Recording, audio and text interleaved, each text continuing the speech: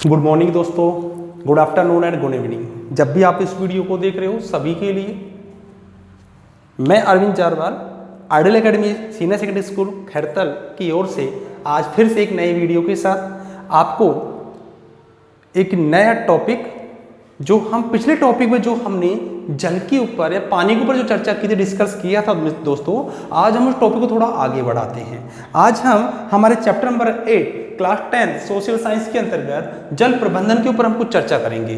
जल प्रबंधन मतलब जब देश में अचानक पानी की कमी आ जाए या पानी लगातार जो फ्लो हो जाए, नदियों के द्वारा नदी फ्लो कहाँ पे हो जाए, सागरों में हो जाए, महासागरों में हो जाए, और उस पानी को हम बिल्कुल यूज ही नहीं कर पाए और लगातार देश बाढ़ से प्रभावित होता रहे या सूखे से प्रभावित होता रहे, तो इन चीज़ों की जो समस्याएं आ रही थी तो आज़ादी से पहले बहुत ज़्यादा थी। कहते भारत जब देश गुलाम था ब्रिटिश एम्पायर का, तो उस समय देश में सिंचाई के साधनों का काफ़ी अभाव था।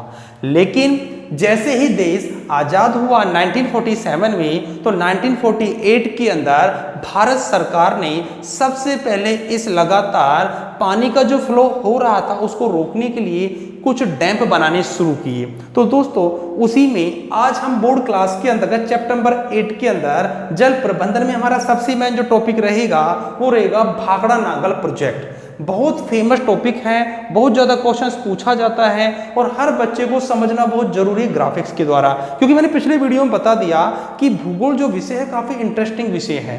कहते हैं कि बच्चे काफ़ी बोरिंग महसूस करते हैं विषय को पढ़ते समय, क्योंकि बिल्कुल रीडिंग लगा दी जाती है, क्लास में रीडिंग लगा दी जाती है, लेकिन आइडियल एकेडमी स्कूल आपके लिए रीडिंग नहीं लगवाएगा, आपको प्रैक्टिकली समझाएगा, क्योंकि आपको समझना बहुत जरूरी है, क्योंकि आप समझोगे तभी बोर्ड के अंदर आप अच्छे मार्क्स प्राप्त कर पाओगे। तो चलो दोस्तों शुरू करते आज के इस वीडियो के साथ ही हमारा टॉपिक रहेगा भाखड़ा नागल प्रोजेक्ट। बहुत इंटरेस्टिंग बातें मैं आज आपको बताने जा रहा हूं। भाखड़ा नागल प्रोजेक्ट देश जब आजाद हुआ 1947 में, तो 1948 में पंडित जवाहरलाल नेहरू जो गवर्नमेंट थी, सरकार थी, उसके द्वारा आजादी के बाद देश का ये सबसे पहला बड़ा प्रोजेक्ट था, जो प्रोजेक्ट कहीं ना कहीं भारत सरकार की काया पलट करने वाला प्रोजेक्ट था। इस प्रोजेक्ट के अंतर्गत जब इसकी शुरुआत की गई वो 1948 में की गई और ये प्रोजेक्ट बन के तैयार हुआ 1963 में। एक बहुत ही रोचक कहानी है दोस्तों। इसकी कहानी ये है कि यह प्रोजेक्ट कंक्रीट और पत्थर से, मतलब सीमेंट और कंक्रीट से मिलकर बना है।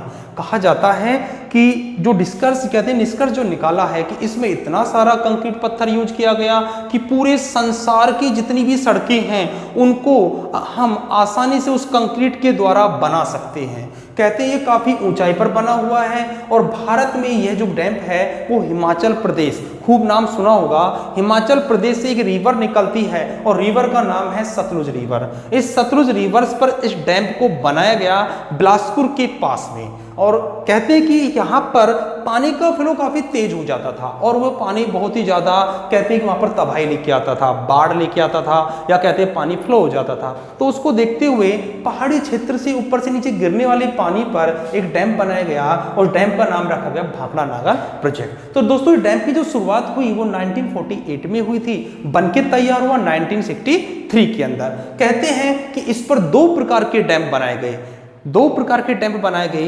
एक डैम का नाम था भाखड़ा डैम, दूसरा डैम था नागल डैम। तो लेकिन इस डैम को बनाने के लिए कितना खर्चा आया होगा और वास्तव में खर्चे के साथ साथ ये किन राज्यों की संयुक्त परियोजना है? तो दोस्तों ये परियोजना है पंजाब, हरियाणा और राजस्थान, तीन राज्य मिलकर इस परियोजना को पूरा करते हैं। और जहां पर राजस्थान को भी इसमें काफ़ी हेल्प मिलती है सिंचाई के लिए, और पंजाब और हरियाणा के अंदर तो इससे ही सिंचाई ज़्यादा मात्रा में की जाती है। तो चलो दोस्तों शुरू करते हैं आज के वीडियो को भाखड़ा नागल प्रोजेक्ट के साथ साथ मैं आपको ग्राफिक के द्वारा समझाने का प्रयास करता हूं। जो हमारा जो इंडिया है वो कहीं ना कहीं ऐसा माना जाता है कि वो तीनों ओर पानी से घिरा हुआ है, और ये भी माना जाता है कि तीनों ओर पानी से घिरा होने के साथ साथ ही फिर भी यहाँ पर पानी का बहुत ज़्यादा अभाव था, सिंचाई का अभाव था। लेकिन भारत सरकार ने ये जो एरिया है हिमाचल प्रदेश, यहाँ से निकलने वाली जो नदी है सतलुज नदी, इस पर एक डैम बना दिया गया जिसका नाम रखा गया भाखड़ा डैम। भाखड़ा डैम के लिए ये जो नदी यहाँ से निकल रही है दोस्तों, ये नदी जब निकलती है तो ये पंजाब राजस्थान और हरियाणा दिख रहा है, तीनों की एक संयुक्त परियोजना के रूप में इसको बनाया गया। चलो ये तो मैंने ग्राफिक्स द्वारा आपको बताया भारत के नक्शे के द्वारा कि यहां से इस डैम की शुरुआत की गई, लेकिन सतलुज नदी और यमुना नदी के बीच का जो पार्ट था, सतलुज नदी और यमुना नदी के बीच का जो पार्ट था, उस पार्ट को सिंचाई की सुविधा उपलब्ध कराने के लिए, क्योंकि ये पार्ट काफी उपजाऊ था, तो यह इस पार्ट को सिंचाई की सुविधा उपलब्ध कराने के लिए इस डैम का निर्माण किया गया, क्योंकि ये पार्ट सूखा बच जाता था। इसलिए यहां पर इस एरिया को पानी उपलब्ध कराने के लिए इस डैम का निर्माण ज्यादा किया गया, क्योंकि जब सतलुज नदी फ्लो होकर आती है, ठीक है, ये आगे निकल जाती है, यहां से यमुना नदी का फ्लो होता है तो ये नदी ऐसे निकल जाती है। अब ये पार्ट जो बीच का फ्लो बचा हुआ है, इस फ्लो वाले पार्ट पर या इस वाले पार्ट पर बिल्कुल कोई पानी की मात्रा है ही नहीं, किसी प्रकार का पानी देखने को ही नहीं मिलता, तो इसके लिए क्यों ना एक सुविधा की जाए और इस डैम का निर्माण किया जाए। तो यहां पर इस पार्ट को हम किस नाम से जानेंगे? कहते हैं ज्योग्राफी के अंदर जहां पर दो नदियां बह रही और उसके बीच का जो पार्ट अगर बचता है, खाली रह जाता है, तो उस पार्ट को हम दोआब बोलते हैं। क्या बोलते हैं दोस्तों? दोआब। तो मैं आपको बता सकता हूं इस पार्ट को हम दोआब के नाम से जानेंगे। किसके नाम से जानेंगे? दोआब के नाम से जानेंगे। ठीक है, चलो इसके बाद की चर्चा हम करते हैं। जितने भी मेरे स्टूडेंट इस वीडियो को देख रहे हैं, जरूर इस बात को ध्यान रखना, जो मैं छोटी छोटी बातें आपको बता रहा हूं ये वेरी शॉर्ट क्वेश्चंस बनते हैं, हाफ ईयरली एग्जाम में पूछे जाते हैं। ठीक है, तो पहला डैम पे हम बात कर रहे हैं भाखड़ा डैम। भाखड़ा डैम जो दोस्तों बना है वो पंजाब स्टेट के अंदर बना है। पंजाब के अंदर जो वास्तव में एक डिस्ट्रिक्ट अंबाला के अंदर ये इस डैम को बनाया गया, जिसका नाम है भाखड़ा डैम, जो लगभग सतलुज नदी पर जो डैम बना हुआ है, सतलुज नदी जो पानी आ रहा है, इस पानी के बहुत बड़े पार्ट को ये अपने अंदर कंजर्व कर लेता है, इसको रोक लेता है। लेकिन एक डैम का नाम और है नांगल डैम। सिंपल सी बात है, पूरा नाम मिलके बनता है भाखड़ा नांगल डैम। ठीक है, तो जो नांगल डैम है, ये डैम इसकी ओवरफ्लो जो पानी होता है, जब कहते हैं कि नदी बहुत तेजी से बहती है, इसके अंदर जब पानी बहुत ज्यादा मात्रा में बारिश के टाइम में जब आता है, जब बारिश होती है, तो उस पानी को जब भाखड़ा डैम संभाल नहीं पाता, जब पानी बहुत ज्यादा इसमें हो जाता है, तो उसके बाद इस पानी के यहां से इन गेटों को खोल दिया जाता है, और इसके बाद जो बाकी पानी बचा हुआ होता है वो इस डैम पे अंदर आकर क्या हो जाता है? स्टोर हो जाता है। क्योंकि पानी आगे वेस्ट नहीं जाए, इसलिए यहाँ पर एक छोटा सा नांगल के पास में एक डैम बना दिया गया, जिसका नाम रख दिया गया नांगल डैम। तो नांगल डैम जो है वो भाखड़ा डैम के पानी को अपने अंदर स्टोर कर लेता है, जो 13 किलोमीटर डाउनवर्ड है, मतलब 13 किलोमीटर नीचे क्या है ये बना हुआ है। तो इसका नाम दोनों मिलकर नाम पड़ा भाखड़ा नांगल डैम। ठीक है, चलो डैम तो बन गए, लेकिन ये डैम काम क्या आते हैं? ये जो पानी है स्टोरेज में, ये काम क्या आता है? सिंचाई तो होगी, वो तो सबको अच्छे से मालूम है, सिंचाई के नाम पे तो इसको हम अच्छे से जानते ही हैं। क्या सिंचाई के अलावा भी कुछ चीजें ये ऐसा है जिनसे हमको हेल्प मिलती है? तो वास्तव में बहुत बिल्कुल सही बात है दोस्तों कि सिंचाई के साथ साथ इन डैम से हमें पीने का पानी मिलता है, इसके साथ साथ मछली पालन में किया जाता है, और सबसे मेन बात है कि यहाँ से छोटी छोटी कैनल निकाली गई है। छोटी छोटी कैनल के अंतर्गत जो आसपास के जो गांव हैं, उन गांवों को एग्रीकल्चर सेक्टर में इरिगेशन फैसिलिटी प्रोवाइड कराई जाती है, मतलब सिंचाई की सुविधा प्रोवाइड कराई जाती है। अब इन कैनल के कुछ नाम दिए हुए हैं, क्योंकि नाम पूछे जाते हैं आपसे बोर्ड एग्जाम के अंदर, जिनमें नाम है भाखड़ा नहर, जो भाखड़ा जो नहर है, ठीक है, भाखड़ा जो कैनल है ये भाखड़ा बांध से ही निकाली गई है। सरहिंद कैनल भाखड़ा बांध से निकाली गई है। नांगल कैनल जो नांगल डैम के यहां से निकाली गई है। ये कैनल जो सिंचाई की सुविधा उपलब्ध कराती है। लेकिन सिंचाई के साथ साथ दोस्तों इस पर कुछ हाइड्रो पावर प्लांट भी बनाए गए हैं। हाइड्रो पावर प्लांट की मैं बात करता हूं, जिससे कि बिजली बनाई जाती हो, इलेक्ट्रिसिटी बनाई जाती हो। तो बिजली बनाने के लिए भी यहाँ पर बड़ी बड़ी हाइड्रो पावर प्लांट बनाए गए हैं।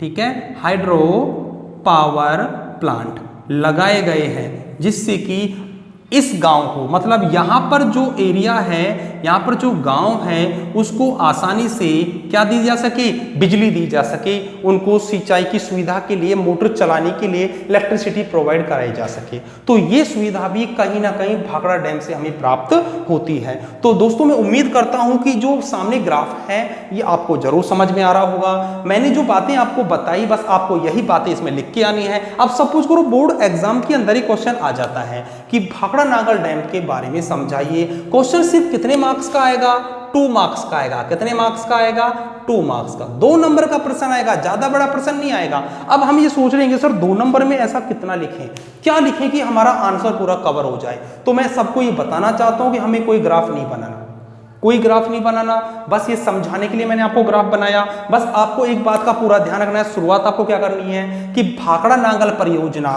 हिमाचल प्रदेश, जो हमारा जो प्रदेश है, जो राज्य है, उसमें बिलासपुर के नामक वहां से सतलुज नदी पर इस डैम को बनाया गया है।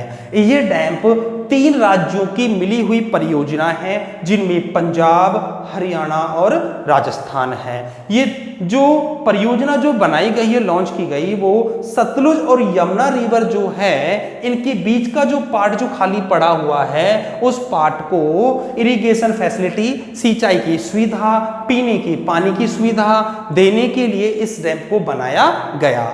ठीक है, इसके बाद आपको लिखना है कि सतलुज नदी पर जो डैम बना है, भाखड़ा और नांगल, ये 2 डैम हैं, 2 प्रकार के।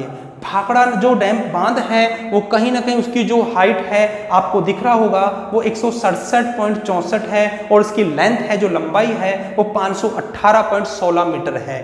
ठीक है, इसके बाद आपको लिखना है कि भाखड़ा डैम से 13 किलोमीटर नीचे, 13 किलोमीटर डाउनवर्ड एक डैम बना हुआ है, और उसका नाम है नांगल डैम। वो इसलिए बनाया गया कि भाखड़ा डैम में जब पानी ज्यादा आ जाता है तो उसको आगे फ्लो करते समय नांगल डैम पे स्टोर कर लिया जाता है।